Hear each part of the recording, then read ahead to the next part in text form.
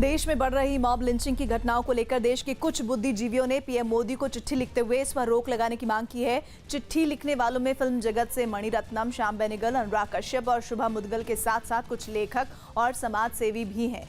चिट्ठी में देश में मुस्लिम, दलित और अल्पसंख्यकों के खिलाफ बढ़ रही हिंसक घटनाओं की तरफ ध्यान दिलाते हुए बड़ी कार्रवाई की मांग की गई है। साथ ही इसके खिलाफ कड़े कानून बनाने की अपील हुई है। चिट्ठी में लिखा गया है कि इन दिनों जय श्री राम के नारे से खुलेआम लोगों को भड़काया जा रहा है, जिससे देश की सामाजिक एकता को खतरा पैदा हो गया है। इस चिट्ठी में 49 हस्तियों के नाम हैं।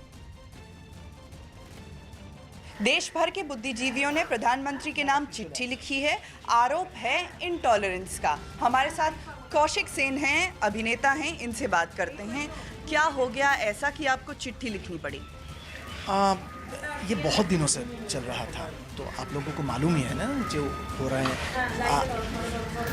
इलेक्शन के बाद जब बहुमत लेकर ये पार्टी आया है बीजेपी हमारे देश में, तो हम लोगों को ऐसा लग रहा था कि अब एक शांति का माहौल आ जाएगा, क्योंकि the majority has given their verdict in favor of BJP. So we thought that things will go in a positive way. Instead of that, पश्चिम बंगाल में जो हो रहा है, पूरी देश में जो हो रहा है, बिल्कुल उल्टा हो रहा है, क्योंकि ऐसा लग रहा कि वो लोग एक भी स्पेस छोड़ना नहीं चाह रहे हैं विरोधी के लिए, किसी भी विरोधी वॉइस के लिए।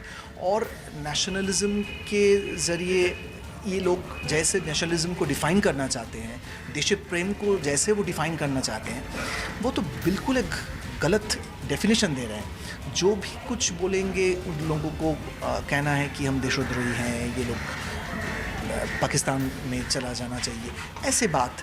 और जय श्री राम जो स्लोगन है, ये एक this is no longer a peace slogan, it has become a violent kind of a slogan through which they are really threatening the minorities in our country.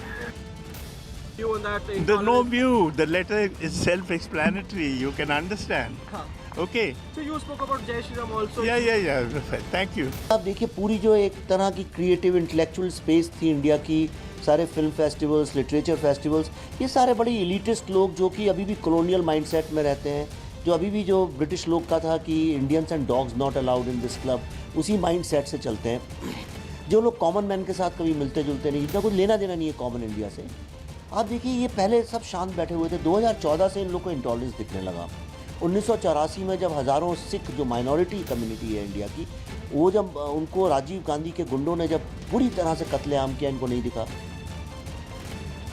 कुछ ऐसे लोग हैं जो लगातार ऐसे पत्रबाजी करते हैं और अलग अलग विषय पे। कभी वो कहते हैं अवार्ड वापसी को लेकर विषय है, कभी बोलने की स्वतंत्रता खतरे में है वो विषय है, कभी लिंचिंग को लेकर बोलते हैं।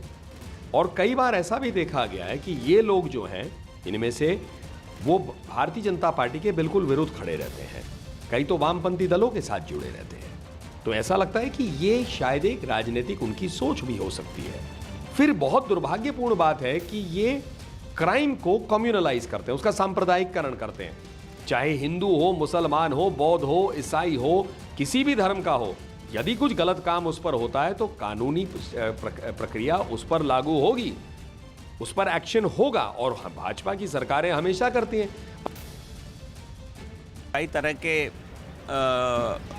बुद्धिजीवी पहले भी बहुत कयास लगा चुके हैं, और अवार्ड वापसी का भी हमने एक प्रक्रिया देखा था इस देश में।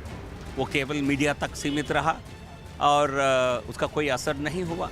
तो लगता है जो कुछ बचे कुचे हैं उस समय में, वो भी अपने प्रयास कर रहे हैं। तो लगे रहो, यही उनका अधिकार है, हम उनसे अधिकार को नहीं छीन सकते हैं।